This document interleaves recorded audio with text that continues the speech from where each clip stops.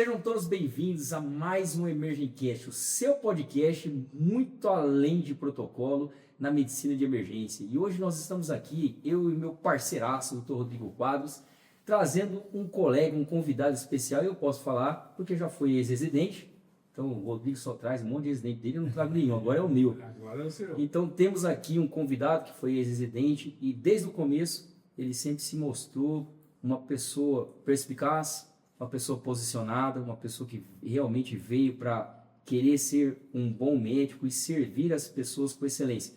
Então, um convidado que eu vou deixar depois se apresentar e falar para vocês. Sem mais delongas, eu quero já aqui agradecer sempre a sua parceria incondicional, essa parceria nossa que vem dando cada vez mais certo, e vou deixar que o Rodrigo agradeça os nossos parceiros aqui.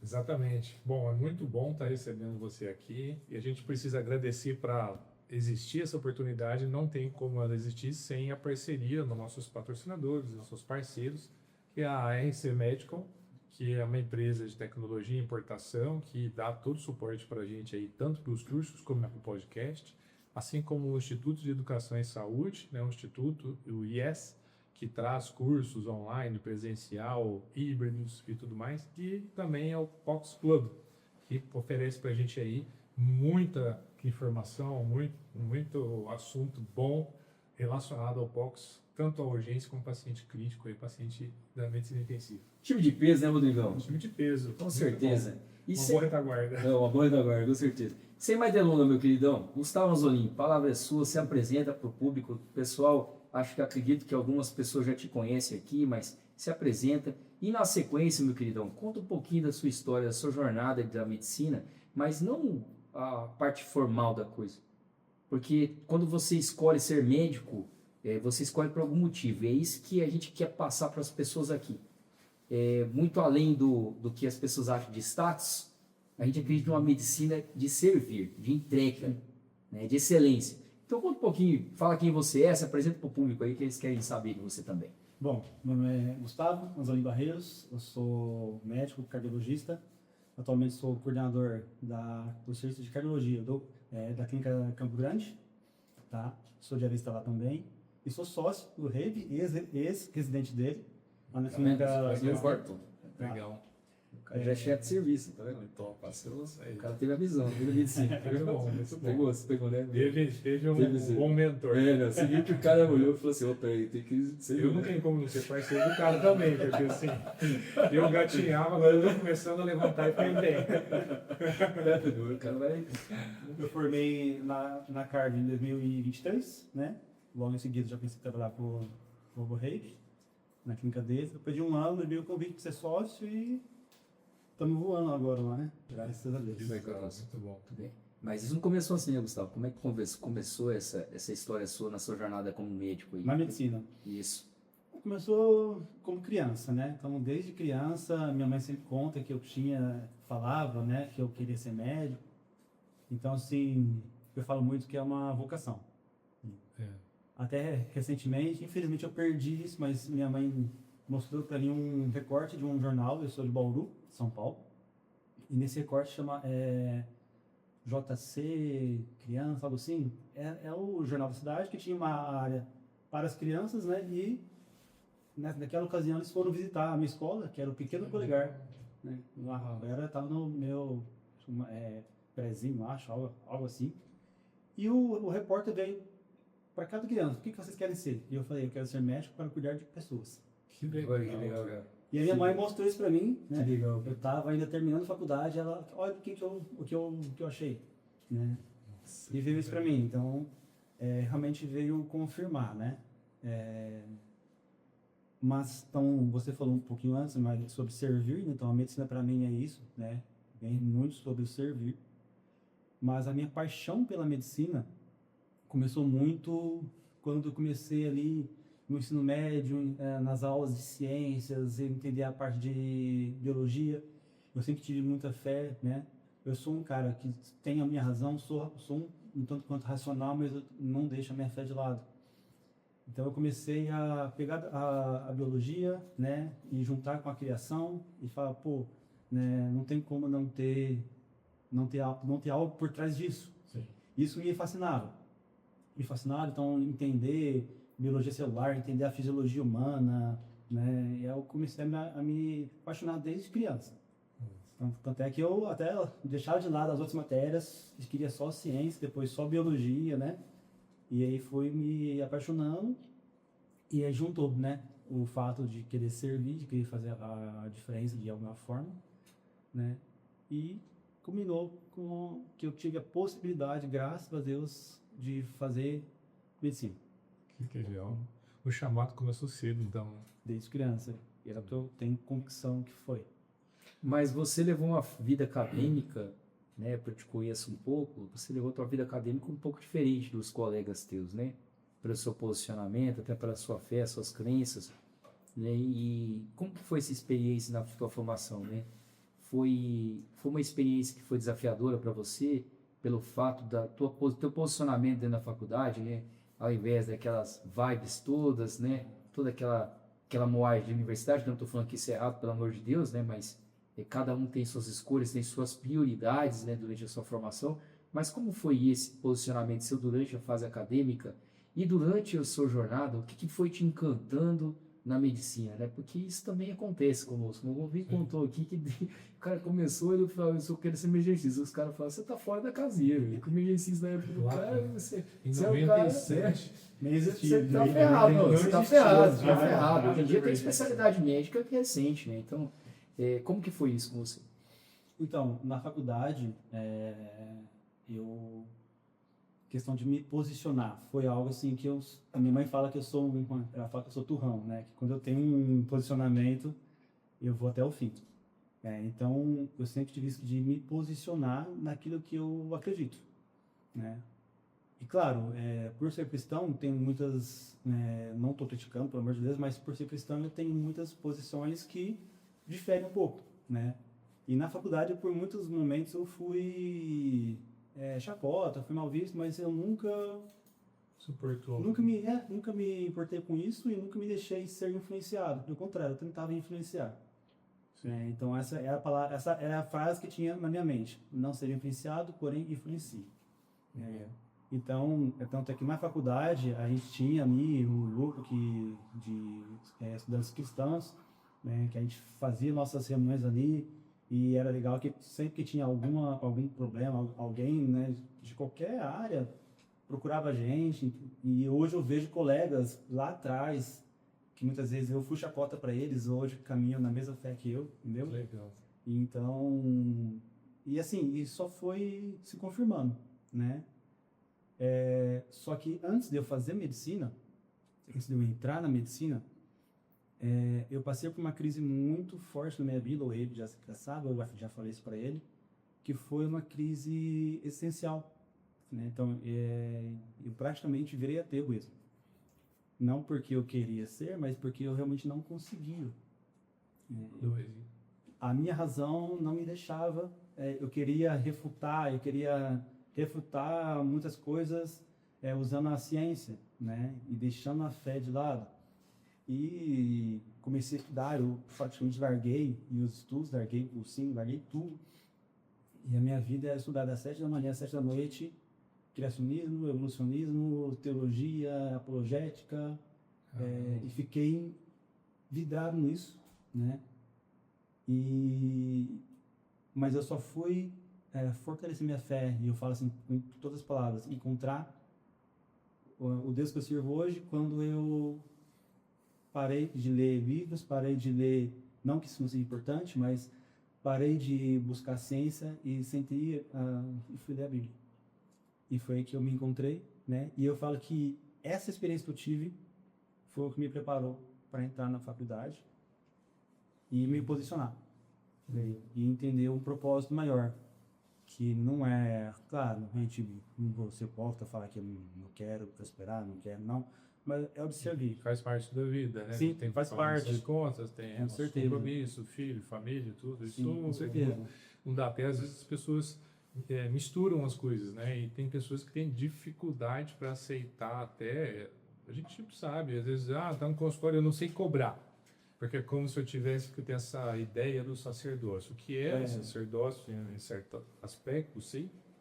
Mas a gente vive no mundo material também, que tem conta para pagar, o seu consultório tem água, luz e tudo mais, e assim por diante. Então, isso aí faz parte. Mas eu fiquei curioso com uma coisa que eu não sei se é informação. Você fez faculdade aonde? Fiz em Fernandópolis, Fernandópolis. interior de São Paulo. Eu conheço algumas pessoas que fizeram lá também, muito legal. Exato. E você fez direto, fez um ano você estudou, depois fez vestibular e entrou. Isso. Legal. E até assim, a minha história lá foi... Como eu me formei lá, foi algo assim que eu também já falei sobre isso. Quando eu entrei lá, meu pai não tinha condições de me manter lá. Ele foi particular. Ah, E eu tentei o FIES por diversas vezes e não consegui, né? Aí, também certinho, uma vez meu pai falou, ó, eu tenho que tirar você da faculdade, porque não tem como. E aí só que aí ele foi no banco, tirar o extrato dele, já tava como estava zerado já, e de repente naquele mês caiu o valor certinho da mensalidade. Até hoje ele não sabe de onde que veio o dinheiro. E aí, a minha mãe sempre foi uma mulher assim, de muita fé, né? Meu pai racional como eu, né? E minha mãe é uma mulher mais de fé. E ela falou assim, não, ele vai continuar. E assim foi. Então minha mãe tinha uma loja de material escolar, de repente tinha uma entidade de caridade lá, e vai ter, a gente tem a favela, tem uma favela Bauru que chama Jardim Europa, um bairro vermelho, bem humilde. A gente vai pegar aqui, vai fazer material escolar para as crianças da favela toda. Fechou com ela. Pagava a minha faculdade. E assim foi cada mês vinha, né? Foi sendo provido. Foi, então nunca faltou nada, graças a Deus. Até teve uma vez que meu pai falou assim, meu pai trabalhava no Tribunal de Justiça em São Paulo, em Bauru. Aí veio o juiz trabalhar para ele e falou assim, por que você não muda para São Paulo? Não vou saber certinho os termos, mas porque lá em São Paulo é uma instância acima de Bauru e o seu cargo vai ser elevado e o seu salário vai praticamente mais do que dobrar. E você paga a faculdade do seu filho com tranquilidade. Isso já estava no meu 4º ano já de faculdade. Meu pai estava desfocado. E ela falou, tá bom. Ele se mudou de Bauru, ia deixar meu irmão meu irmão, minha irmã e minha mãe em Bauru e ir para lá para pagar a minha faculdade. Passou uma semana ou 2, não lembro. Ele chegou, abriu o diário oficial de São Paulo, estava lá, em Bauru foi elevado de instância. Nossa. E aí equiparou o salário dele, ou seja, eu queria ganhar em São Paulo, começou a ganhar em Bauru. Nossa, que Pagou. maravilha. Resolveu na própria... Isso. Que legal. E quando aí ele foi assim, eu formei, meu pai aposentou, aquele a mais que vinha, parou de ver. Foi providencial. Foi, Né? Não, mas tem histórias também aí, e depois que você, durante sua formação, você veio para Campo Grande, né, para fazer residente clínico, fazer cardio depois. Então, como foi essa escolha de vir a Campo Grande para poder estudar, para poder complementar, e por que você escolheu seguir nesse ramo, né, essa área clínica, né? O que te fez, o encantamento que a universidade te mostrou? Teve algum professor que foi alguma coisa determinante ou foi realmente você já estando aqui que você fez sua escolha, opção por clínica e cardiologia posteriormente? Vir para cá, então assim, eu formei, né, na época eu era noivo da minha esposa hoje, né, a Larissa. E aí quando na verdade, 6 meses antes de formar, eu fui convocado pelo Exército. Então, saí de Bauru e vim aqui enviado para Campo Grande. Nessa época, quando eu soube que eu seria convocado e viria para cá, o estado que eu nunca estive antes, né? Eu falei para Larissa, amor, vamos casar. Então, nós nos casamos aqui em março de 2025, de 2016, né? Vai bater. Uma distânciazinha pequena. Distância pequena.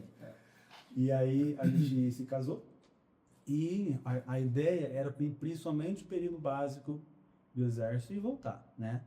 Ela mineira, eu paulista, vamos voltar para um dos 2 estados. Só que aí a gente foi se apaixonando pela cidade, né? Então, pela qualidade de vida, tranquilidade, sossego, né? A área médica naquela época ainda estava um campo mais aberto ainda, que hoje acho que não esteja tão aberto mais. Verdade. Mas dali fomos criando raízes, né? E eu até renovei para o Exército mais um ano, né? Fiz uma reserva, né? E entrei na minha residência, que foi de clínica médica no próprio Hospital do Coração.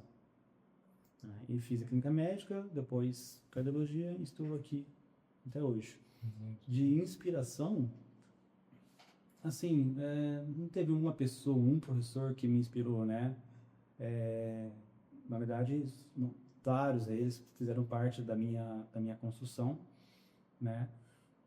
Mas algo que me inspirou, por exemplo, a minha escolha em cardiologia, foi uma história que se passa em 2012, eu estava no meu 3º ano de faculdade, que era quando não tinha muito conhecimento, mas eu lembro que eu estava bem na área de semiologia ainda, tinha já passado pela fisiologia, e já tinha uma paixão crescendo pela área da cardiologia, né?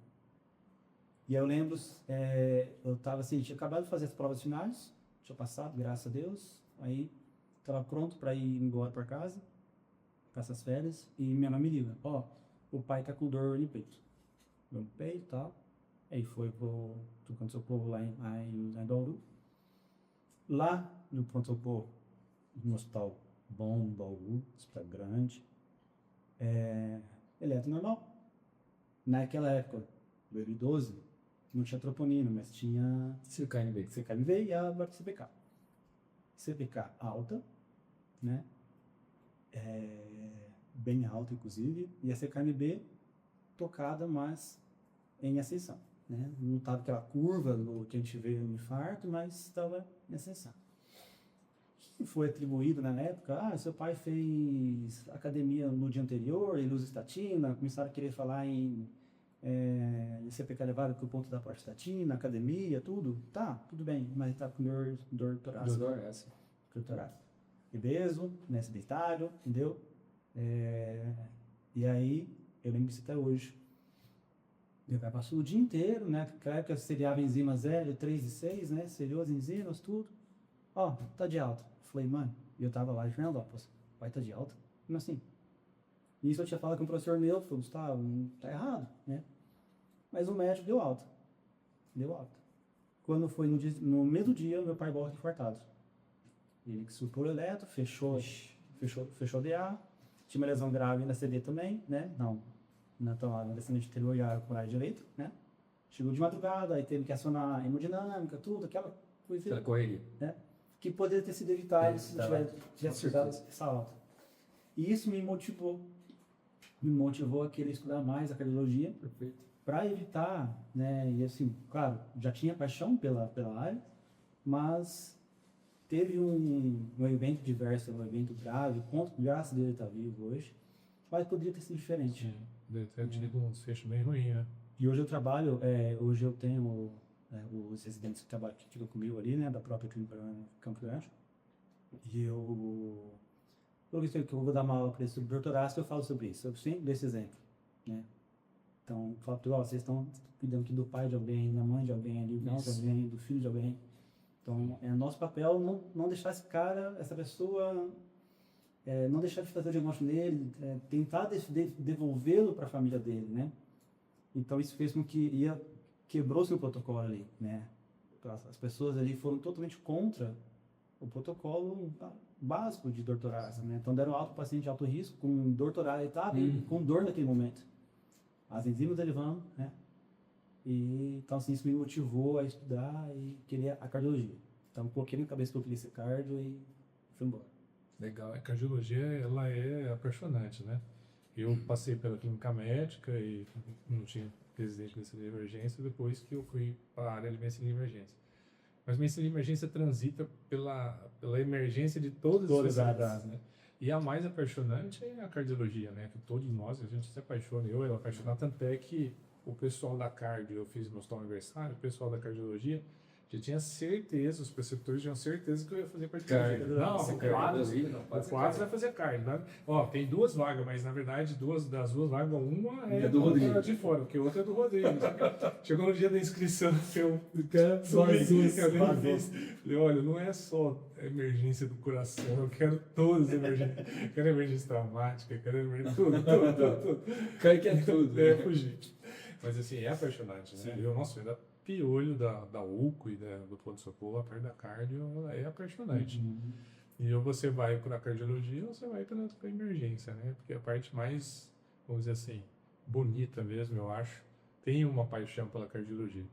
Mas meu flerte ficou só até esse pedaço. Depois eu flertei também pela neurologia, não a parte ambulatorial, mas emergencial. Né? Todas as síndromes neurológicas, principalmente o AVC, né? Que é uma das maiores incidências, né? Hoje em dia, e é um dos maus que a gente tem aí nas doenças cardiovasculares, né? Mas você contando isso, falando isso, é muito importante, porque eu falo isso para os residentes também, né? A gente vê que tem algumas pessoas que atendem o paciente de um jeito como se fosse uma produção em série. De repente, chega um conhecido, amigo, parente, aí ele muda. Aí ele vê uma versão boa dele. Atencioso, checa exame, vai atrás, cobra, vai, quer rapidez. Aí eu falo para eles, por que vocês não fazem isso com todos os pacientes? Esse tipo de atenção, esse tipo de cuidado, esse tipo de carinho e empatia e técnica de atendimento é para todo mundo. Por quê? Não é só para o seu parente, seu conhecido. Como você falou, né? Aquele paciente é parente, é amado, é conhecido, é o amor de outra pessoa. Sim. Né?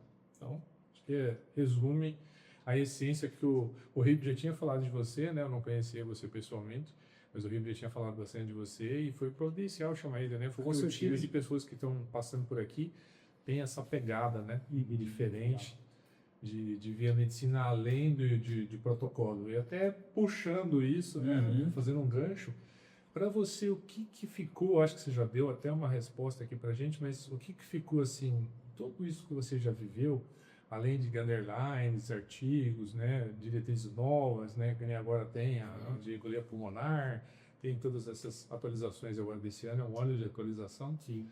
O que não está nos livros ou nos guidelines que você viu no seu dia a dia, tanto na clínica médica como na cardiologia, que você percebeu assim, puxa, isso aqui ninguém me ensinou, mas eu preciso saber. Além da empatia, que é o que você já falou, né? Eu falo assim, eu falo muito essa frase, né? A doença nem sempre lê o livro. Então, às vezes eu até falei isso para os residentes. Então, algo que você vai aprender é no seu dia a dia, né? Seu dia a dia, aquele feeling que talvez você pega ali, né? Eu falo para eles, cara, a diretriz é importante, os livros são muito importantes, Sim. mas eu não posso andar com eles debaixo do braço e me engessar e virar um robô. Sim. Isso aí a IA já faz pra gente, né? Coloca hoje coloca na IA, ele já vai fazer para mim. Sim. Mas esse feeling que a gente vai ter só vai vir de uma boa conversa da relação médico-paciente. Então, hoje que eu vejo muito, e eu bato sempre na tecla disso, então eu trabalho muito com... Hoje a minha emergência, fiz muita emergência no UPA, né? Até ano passado eu trabalhei com os UPAs por aí, mas hoje a minha emergência muito é só basicamente cardiológica. E eu falo muito assim, as pessoas perdem muita coisa porque estão querendo tocar ficha. Estão querendo bater ficha, querem limpar a caixa. Isso. Entendeu? E não param para ouvir o paciente. Isso. Deixa tudo muito no comunzão, né? Isso. E superficial. E aí que tá o perigo. Eu falo a mesma coisa para os residentes. Toda hora chega, a gente trabalhando na sala de emergência Santa Casa, e toda hora chega um paciente caminhado de UPA. E aí, toda hora que eu falo é toda hora. Tipo, hoje de manhã eu estava de plantão, então, por exemplo, das 7 às 9, chega com 6, 7 pacientes na sala de emergência. Fora trauma, fora outros, né, casos. Mas sempre chega uma síndrome coronária, uma dor torácica que é ou outra que não é. Cara, e aí o que acontece? É o que você está falando. Aí fica mecânico, né? Vai pegando e aí assim, até vende o peixe que compra o peixe que foi vendido, né? Aí chega uma equipe do SAMU, o paciente com dor torácica, começou ontem, e aí fez enzima, deu negativa, mas o eletro, esse cara com dúvida, veio. Aí Aí você vai ver o residente, o acadêmico, começa a dar o primeiro atendimento, né? Tá o interno, tá ali fazendo estágio. Aí você vai ver e tá começando a deixar escapar naquele volume, né? Mais uma dor torácica, mais um protocolo de dor torácica, mais um. né? Quando você vê, faltando o básico, né? Então, assim, o paciente tem uma queixa de dor ou desconforto torácico. E aí você vai perguntar ao residente ou algum acadêmico vai passar o caso e vai passar, doutor, tem um paciente assim, com dor torácica, começou ontem, vem encaminhado para avaliação da cardio, aí o eletro, calma. Antes da eletro, essa dor é como? Como que é? Como que é essa dor? Ele conseguiu especificar mais ou menos quanto tempo que durou, começou como, ele estava em repouso, não estava, falta melhor, é pior. Então assim, quando você vem, vai regar no olho, aí vai lá, aí pega mais um pouquinho, aí volta, aí você pergunta, e teve tal coisa, e agora? Aí pronto. Aí quando você vê, o básico não está acontecendo. E é o que você falou, tocando ficha, e gente, o volume é muito grande. Mas não adianta, às vezes, numa pegadinha dessa, você deixa de sacar um paciente que é moderado o risco, aí você vê, não, esse paciente está com desconforto que não está legal. Não tá legal. Esse cara, talvez eu vou ter que acessar ele e fazer um estudo anatômico diferente. Agora, eu preciso pular a etapa, porque esse cara não vai, igual o história do seu pai. Esse cara não vou deixar numa produção em série, não, deixa lá, eles vão atendendo os outros, vamos pedir uma segunda troponina e deixar lá. Vai deixando.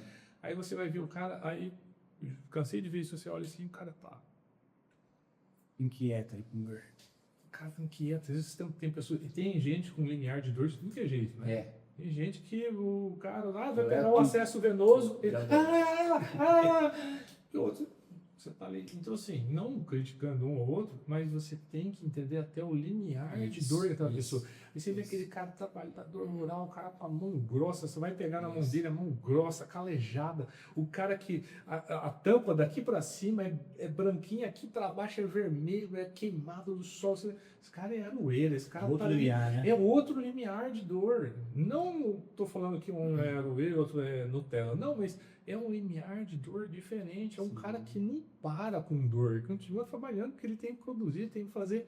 Esse cara tem que fazer diferente. Ele está desconfortável. E uma coisa que eu falo para os meninos, é assim, se está difícil de caracterizar o desconforto, a dor, eu falo assim, olha, isso incomodou e fez você deixar de fazer o que você estava fazendo nas suas coisas? Aí, olha, eu não atendo para nada, não tomo nem vacina. Nunca procuro médico, eu não gosto de médico. Cara, e ele não tá, ai meu peito irradia para mandíbula, porque eu li no chat GPT que veio pro... Cara, o paciente não faz isso. Sim. Só que ele tá quieto, ele tá assim, escorrendo um suorzinho assim, ele tá inquieto. E aí você fala, ele, não, eu não tomo nem vacina. Cara, esse cara é diferente. Sim. É o que você falou do filho.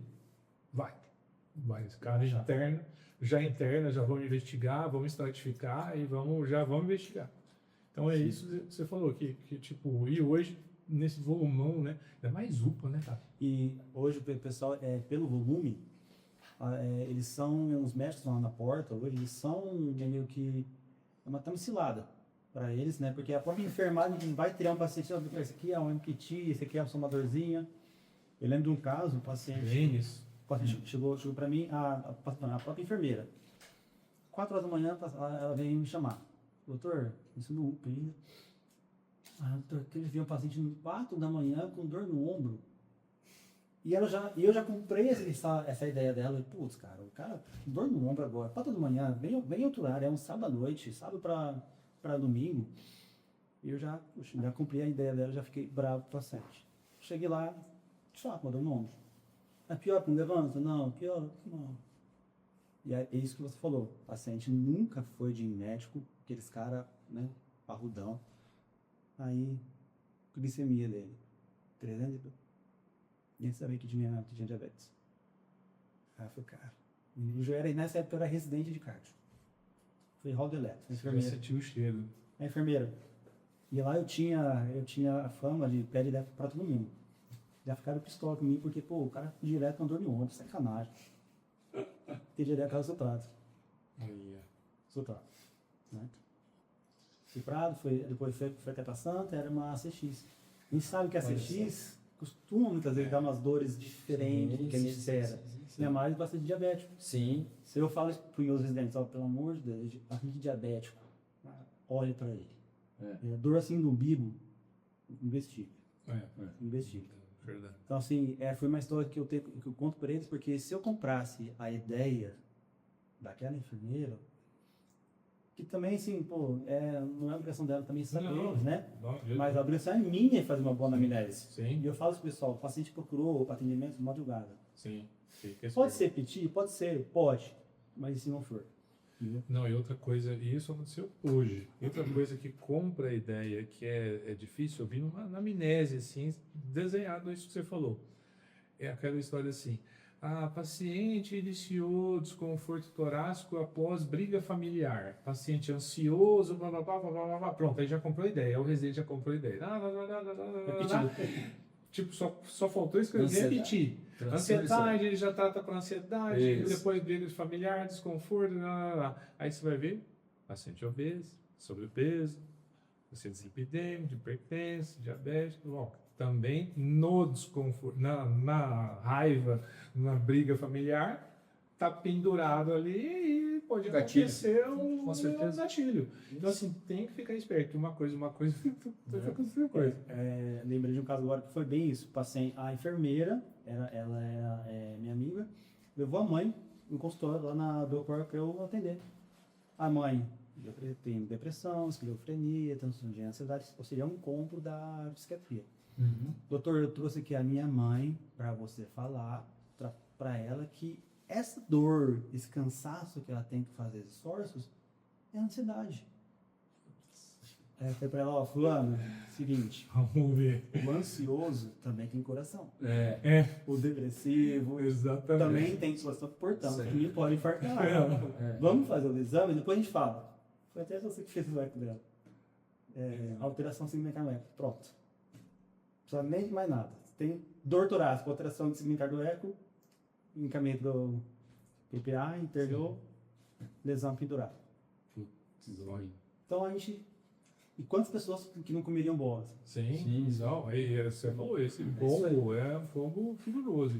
Porque é sempre isso. E tipo assim, você não adianta.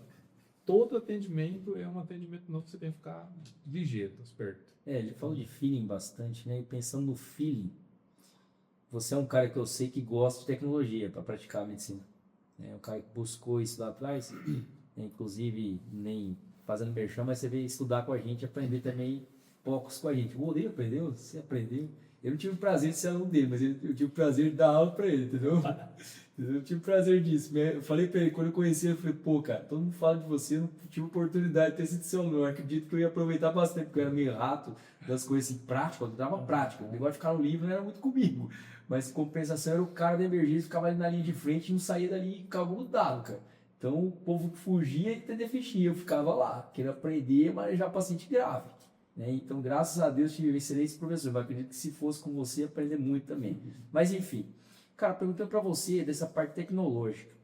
Você foi lá, fez curso de POCs, você já me relatou algumas vezes situações que fizeram a diferença, mas teve uma, você já tinha treinado POCs, inclusive foi na ICMED, comprou o aparelho de ultrassom com a gente, trocou por outro aparelho de ultrassom com a gente.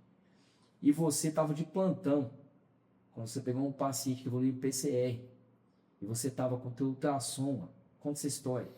Porque essa história é uma daquelas histórias que eu falo, a gente está aqui com o Instituto de Ensino e Saúde Rodrigo Quadros. O Instituto, ele tem, um dos propósitos dele, é trazer educação continuada de excelência para vocês. Então, existem pilares dentro do Instituto, e um desses pilares é te entregar coisas que, através do entendimento de anos de prática de medicina e emergência, se viu que existiam gaps, falhas, não por culpa de vocês muitas vezes, mas pela falta de oportunidade. Então o Instituto viu isso e falou, não, nós temos que preencher as áreas desses alunos para preparar essas pessoas para o mercado de trabalho de maneira mais adequada. Então, e essa é uma das missões que tem o Instituto.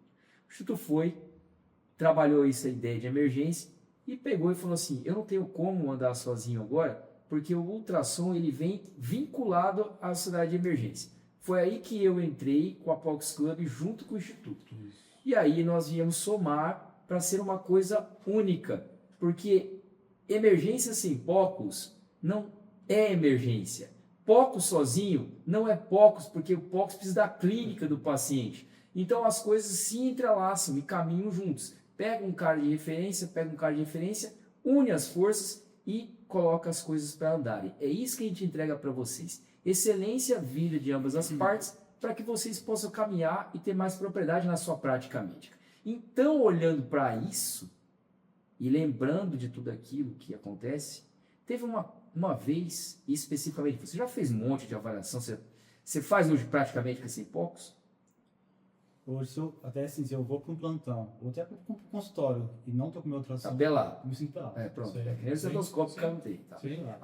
Agora, teve um cenário, você até compartilhou comigo isso aí, que você, por estar com o teu ultrassom, por saber POCUS, você fez a diferença. Compartilha com eles. Então, isso foi em 2024, esse caso que você está falando. Vou estar de plantão UPA, né? Olha isso. E aí, era uma sexta-noite, tava de troca. Tava pagando hora, tava indo na troca, não era nem no dia de plantão. Sempre assim, né? Você vai cobrir os outros e se perde. Mas eu não acredito, mas você vai cobrir os Não, outros. mas você Nossa Senhora. Eu tava assim, tava indo pro meu horário de descanso. Chegou, aí eu só vi aquela gritaria, assim, a família com o paciente no carro, né? Ainda com sinais vitais. E ela chega, só que sudoreica, né? Só aquela barulheira, só corre na maca ali e o pessoal me chama, né? O outro colega me chamou. Pacientemente, perna ao giro, né? Tinha pulso, porém o pulso estava bem fino, sudoreica, chocado. Tentei escutar, a bolha cardíaca dela bem hipofonética, abafada mesmo, né? Urgência jugular, aí o pessoal começa a me imaginar o que é, né? Aí eu que eu tava com o meu ultrassom, né, que era um butterfly. Sem fazer isso, coloquei, fiz a janela subcostal. Aí, na hora eu filmei e já mandei pro correio. Mostrou aquele baita tamponamento cardíaco, o VD colapsado, né, o paciente ali no choque obstrutivo. Nesse momento eu falei com um colega meu, eu falei, assume aí via aérea, porque tem que tubar, assume tudo para mim e eu vou me preparar para poder funcionar. Nisso, dois estavam me preparando, né? A paciente parou. Aí começou a massagem e tal, o colega começou a... Ele falou, esquece que eu tô aqui, faz a sua parte aí de manejo de manejo, SMS, vai embora. Ele é um cara bom também. E deixa comigo aqui. E aí eu consegui. Pedi muito a Deus, porque eu nunca tinha feito uma função. E aí funcionei ali, e foi bem assim. Estavam na massagem, pedi para parar um pouco, né, que eu não estava conseguindo. Peguei, olhei ali, puxei, veio aquela pressão de sangue na minha seringa, até empurrou um pouquinho, depois já parou, falei, perdi. Aí foi, volta a massagem, eu vou ter que fazer de novo. Só que antes de voltar a massagem, tirou uns 10 ml. Disse que voltar a massagem, a paciente mesmo tira a mão do colega que estava massageando. Ela voltou, aí na hora eu fui lá de novo, peguei, passei de novo nela, vi. Aí ele tinha um tamponamento cardíaco, tinha um derrame pericárdico, porém o VD, aquele pequeno volume que eu tirei de sangue, já foi suficiente. O VD já começou a conseguir trabalhar ali. E aí foi o suficiente, né? Na hora eu já coloquei no core, pedi SAMU veio, até o colega que estava no SAMU falou assim, pô, você fez isso aqui, né? E aí ele foi para Santa Casa, ela foi na mulher. Interessante que eu tinha na semana anterior, uma clínica me chamou para dar me chamou para dar um curso de suporte base de vida para eles lá, né? Que eles, muitas vezes a enfermagem tem alguma emergência, né? E não sabia manejar muito bem a parte de RCP. Então eu fui lá poder fazer essa proteção para eles. E a mulher que estava lá era sogra de uma técnica enfermeira. Olha só, cara. E ela viu toda nossa RCP ali, tudo, né? Uma semana depois que ela teve a aula de Viu na prática. Viu Olha na isso. prática, era a sogra dela. Aí foi ver na Santa Casa, a paciente era uma infecção de horta. Aí eu falei, graças a Deus que eu tirei tudo o sangue, porque veio só pouquinho. Restrição, Pessoa vai questões chorar da também. restrição, ou seja, era uma emergência médica com uma síndrome aórtica aguda que tamponou e você tirou o paciente da emergência médica com uma pequena punção, uma pequena drenagem, tirou a restrição, ou seja, o paciente foi retirado da emergência, você transformou numa urgência médica, Sim. foi encaminhada por um serviço de referência, chegou nesse serviço e diagnosticaram que a etiologia do derrame pericárdico importante era uma síndrome aórtica aguda. Ou seja, não só você descomprimiu, tirou da emergência, como você não tirou tudo. Isso aí, meu amigo, isso aí, porque ia acabar de finalizar, né, o que já era um quadro altíssimo risco de mortalidade, né, altíssimo índice de mortalidade. Então, isso aí, pessoal, é interessante porque é experiência de vida real, né? A gente está trazendo para vocês o que é vida real, né? Então, é uma prática médica de excelência e uma ferramenta que o colega, por ter o conhecimento, conseguiu utilizar. E eu acho que foi determinante. Nesse caso aí, Sim. nesse caso teu especificamente, isso foi determinante por duas razões. Diagnóstico precoce num paciente que cada minuto importaria, com alta, depois que a gente sabe a etiologia, alta chance de mortalidade, assim, óbito. E além disso, você pôde ser auxiliado a fazer o procedimento com ultrassom. Então você conseguiu entregar duplamente excelência, fazendo diagnóstico rápido e consequentemente tomando conduta assertiva e tirando o paciente de uma emergência médica e tudo isso pela praticidade do uso de ultrassom. Né? Isso aí, Não, Rodrigo, isso aí. Pegando um gancho, e assim, eu até postei hoje de manhã, estava de plantão na Santa Casa, e tive uma experiência hoje com poucos, uma coisa assim, fora do normal. A gente teve um mega code, teve um monte de coisa, né? Paciente com situação traumática, BABP, infarto, tudo. E chegou um paciente com dor epigástrica no interior, suspeita de infarto, mas tropa negativa, dor epigástrica, chegou, no que encostou, desceu a rampa, chegou gaspeando já, entraram correndo gaspeando e já parou. Começamos a RCP, parou em AESP primeiro, a gente começou a RCP, 3 ciclos, voltou o paciente. Aí já falei pra galera, ó, já coleta uma gaso rápido, e daquelas colhe aqui, já leva no laboratório e já volta com ela impressa agora, não sei nem ficha o paciente. Aí nós ficamos aí os residentes juntos e eu coordenando.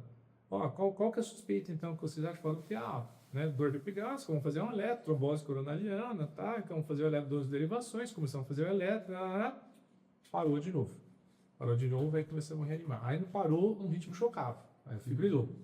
Aí o megacode do ACLS chocava. Só que não chegou no terceiro choque para começar um antiarrítmico. Saiu do ritmo chocável e foi de novo para a ESP de novo. E aí, pode ser isso, mas vamos investigar mais coisas? E nisso voltou a técnica de enfermagem. Doutor, pH de 6 e 8, bicarbonato de 5 e potássio de 7,7. Nossa, cara, porcaria. Aí nós já começamos, bicarbonato, solução clorizante vai correr em 10 minutos. Não, era um homem, não tinha diagnóstico assim, sem tratamento, a não ser de hipertensão.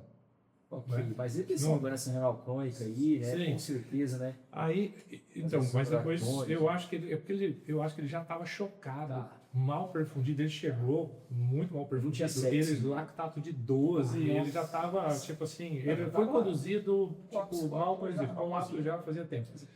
Mas só falar para vocês assim, que nessa dinâmica de raciocinar, potássio, então começa a corrigir, porque o paciente tinha parado de novo, em AESP de novo, e aí reanimando, tratando, correndo lá em 10 minutos, solução polarizante, gluconato, bicarbonato, voltou, estabilizou, então vamos estabilizar agora para a gente fazer o diagnóstico, será que além de uma trombose coronariana tem alguma outra coisa também? Vamos investigar, e isso a residente foi passar o acesso central. Passou o acesso central, difícil, apanhou, difícil, o paciente magrinho, aquele acesso superficial, fui lá, não, vou te ajudar, passei na jugular, né? Beleza, terminou de passar, passou um tempo, parou de novo. No que parou de novo, e antes eu peguei, tava com ultrassom, então assim, toda PCR agora a gente tá com ultrassom e a gente faz lá, varredura do tórax, varredura cardíaca, né, subxifoide. Então, a gente não pode, você que está assistindo, não pode parar com pressão nem nada para fazer ultrassom. Como que a gente faz? No finalzinho, quando o comando de tempo fala 10 ou 15 segundos para 2 minutos, é o tempo que você já janela, uma pessoa separada da equipe, que tem experiência, já janela subxifoide e fica ali subcostal, fica lá posicionado.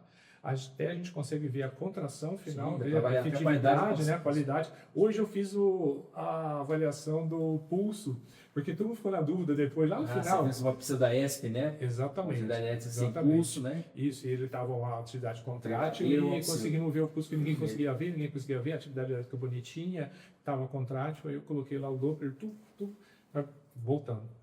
Aí coloquei lá, e aí no que eu coloquei, fiz a varredura antes, tudo normal, não tinha tamponamento cardíaco, não tinha pneumotórax, e continuamos. Só que daí, na primeira avaliação, ele parou 4 vezes. 4 vezes ele olhou para você. Na quarta vez, o que é, né? A preguiça, não ter a preguiça, né? Fui lá, peguei o ultrassom de novo, aí até uma das pessoas, assim, administrativa passou e falou assim, não, da Teleliga eu não vi sem ultrassom, né? Fui lá janelar e tinham pego a residência. Pegou acesso, tentou subir, claro, não conseguiu, e eu peguei jugular. Pneumotórax. Então, assim, esse paciente foi um mega coach daquele cara de livro, assim, de curso de ACLS. Os residentes ficam assim, puxa, então, por isso que você tem que ficar pensando, ainda mais que passou acesso na central, difícil, várias, né, chuveirou para cá, chuveirou para lá. Então, que era para ter passado no começo com ultrassom, não foi passado, ele foi passado depois. Então, assim, ultrassom, você falou, vai para o socorro, tá pelado. Você faz sem ultrassom, tá Isso pelado. é muito legal, porque a gente fez o treinamento de ACLS para os instrutores aqui, para os caras que iam ser instrutor e fazer o treinamento depois. E eu trouxe algo a mais para ele. Falei assim, que eu vou colocar ultrassom na parada para os caras, né? Então, a diretriz da ACLS 2025 já trouxe um pouquinho mais de referência. Não que ela exacerbou isso, né? Não é classe 1 de indicação, mas ela colocou mais, pontuou mais focos, né? Eu acredito que poderia ter feito mais. Mas, enfim... mas sempre com essa orientação, olha, nunca postergar ICP efetiva, você deixar tempo de massagem para poder fazer POCUS é totalmente errado, aumenta a mortalidade, muitos batiam nisso no começo. Mas quando se entendeu e que o POCUS ele é feito por quem é mais experiente, quem não tem nada a ver, não está participando do cenário, não é líder, não é instrutor, não está participando do cenário de PCR ali no algoritmo, no Megacode, então fica mais plausível você usar o ultrassom para o cara mais experiente, como ele foi lá e fez. Você capta o vídeo e depois você vai checar tudo que está acontecendo. Mas muitas vezes não dá no mesmo ciclo você captar pulmão, tórax e avaliar subxifoide. Você não tem esse tempo. Não, e o tórax é tranquilo, porque o paciente entubado, o cara comprimindo aqui, você vai colocando lá 4 pontos, faz a varredura, vai descendo, subindo. Cara, não tem segredo, você não atrapalha a ECP. Não, tórax, eu penso alguém está ventilando lá, isso, então a frequência de uma ventilação, uma 6 segundos, está ventilando, você vê, se desliza, segundo desliza, põe em modo E, cara, pneumotórax. Na segunda avaliação, na primeira avaliação que a gente fez, não tinha. Aí até eu falei, não tem pneumotórax. E depois evoluiu. É isso aí, cara. Então, assim, e aí a gente falou no curso, daí falou do protocolo caso, né? Que é o protocolo consagrado, vocês já aplicaram isso aí em outros protocolos hoje em dia, mas é um protocolo viável, né? E em fase de se usar. E eu não sabia que eles estavam usando também na parada agora. Os caras estão usando também isso da casa. Você vê que o pessoal aqui, o pessoal é afiado, você vê, né? Então, assim, cara, isso é muito interessante, Gustavo. Isso é muito legal, cara, porque mostra essa busca, essa entrega que você sempre vem de buscar excelência, de entregar excelência, fazer diferença para as pessoas, que é o que a gente sempre bate na tecla aqui, cara. Sempre bate na tecla aqui. Mas, como qualquer podcast, né, Rodrigão? Verdade. Nós temos que chegar ao nosso final. E, cara, a gente sempre faz o seguinte com os convidados. Se você pudesse deixar uma mensagem para as pessoas que estão do outro lado assistindo a gente aqui e que vão assistir esse podcast também, o que você falaria para eles do ponto de vista médico? Eu sou médico, mas eu sou médico por quê? Como se você estivesse vendo ali 1.000, 2.000, 3.000, 10.000 médicos assim formados, estudantes de medicina, que querem fazer a diferença. Qual o recado que você dá para essa gurizada que está chegando aí? Porque, cara, Eu, Rodrigo, sempre falando sobre isso. O Rodrigo está mais ainda com isso do que eu. Estou na HU. Basicamente, vejo residente já nitidamente. Poucos alunos de medicina. O Rodrigo veio elegante direto, todo dia. Elegante, cara. E vê de tudo quanto é tipo de gente. Os ligantes, eles não são que nem a pessoa da faculdade. Não. Porque eles já são cara que fizeram uma prova seletiva, Sim. já passaram, mais vai interessado. Mais interessado. Agora, você imagina os caras que nem na liga estão, ao nível.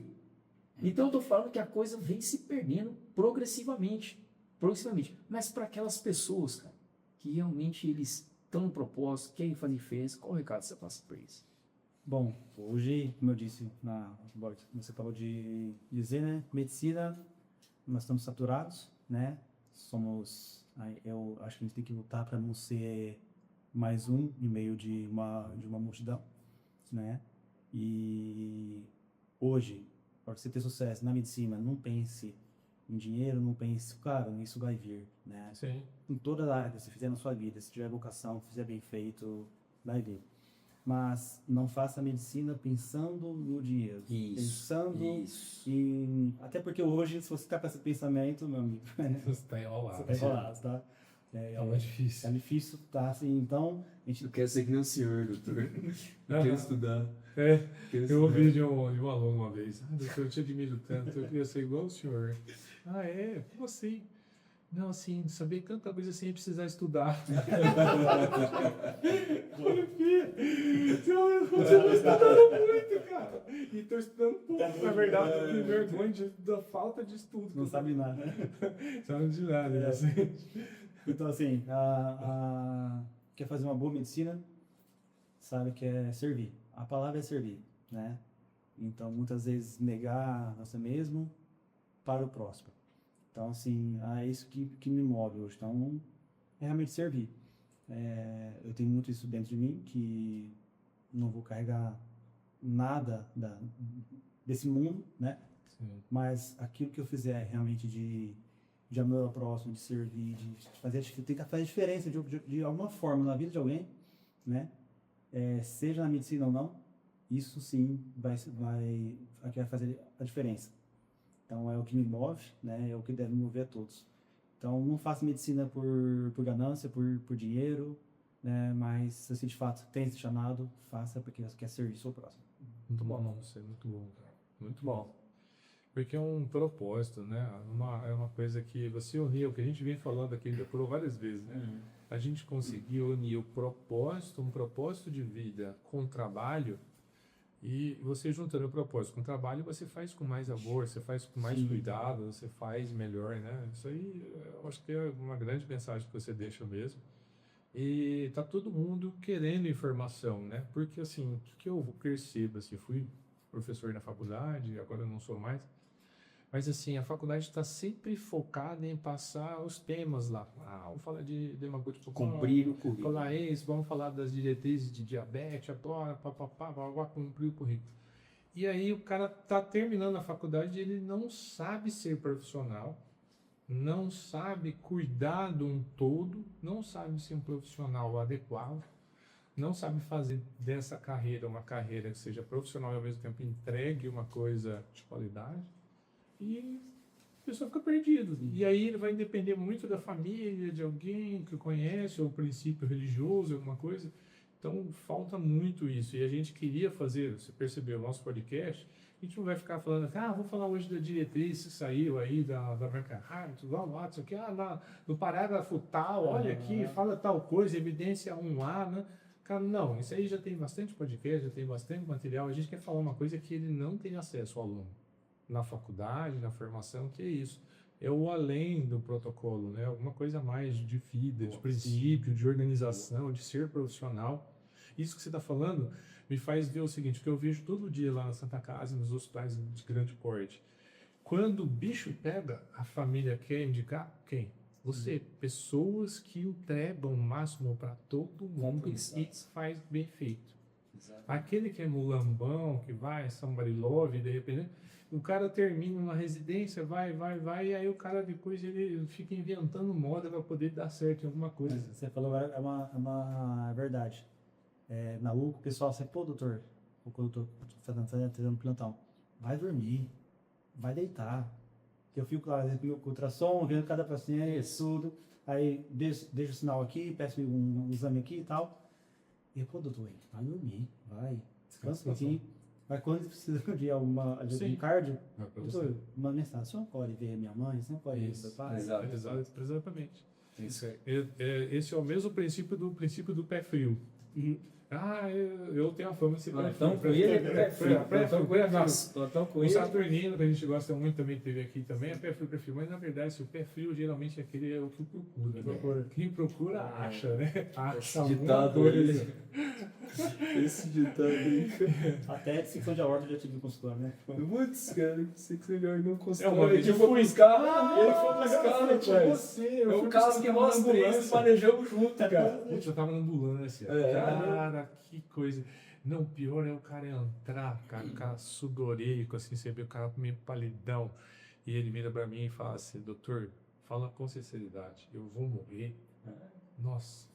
Ele falou pra mim, o Gustavo branco e ele do meu lado, lá olhando o eco, mostrando pro Gustavo, ó. E ele falou, doutor, o Gustavo assim, com o cara assim, ele olhando sério pra cara do Gustavo. E ele esqueceu, o cara operou, não morreu disso, mas morreu de complicações, de um AVC, isquêmico significativo, depois choque séptico. Então, enfim, é isso. Mas muito Pessoal, chegamos ao final, né? Chegamos ao final, estava excelente, Gustavo, a gente agradece muito a sua presença. Com certeza aprendemos muito com você, principalmente na entrega, principalmente no posicionamento que você escolheu aí da tua vida. A gente acredita muito nisso, proposta, atrás da medicina, a gente tem que servir realmente, fazer diferença na vida das pessoas. E essas pessoas fazem diferença na nossa vida também, né, cara? Eles ensinam a gente todo dia, né? Os pacientes ensinam muito a gente, né, cara? Também o lado humano, né? O lado humano. Então, pessoal, esse foi mais um EmergenCast. A gente quer aqui agradecer pela presença de vocês, por terem aqui compartilhado desse momento conosco. E queremos agradecer também aos nossos parceiros, o Instituto de Ensino e Saúde Rodrigo Quadros, a Pocus Club e a RC que é essa sede que cedeia esse espaço para que nós possamos fazer esse evento para vocês. Sabe o que eu queria falar, Revi, também? Fala, Digão. Se você achou que esse conteúdo é muito bom, o que você faz? Primeiro, começa a seguir a gente. Com certeza. Né? Segue a gente e compartilha para algum amigo, alguém que você acha que faz sentido tudo que a gente está discutindo aqui, para dar um apoio na sua formação, abrir sua cabeça, pensar além do horizonte, porque a hora que você chegar na hora de formar e pensar numa especialidade, tudo, eu acho que essas informações são importantes. Então, compartilha o nosso episódio de hoje e todos os outros episódios. Com certeza, pessoal. Esse foi mais um EmergenCast. A gente agradece. Um grande abraço e até a próxima. Valeu. Valeu.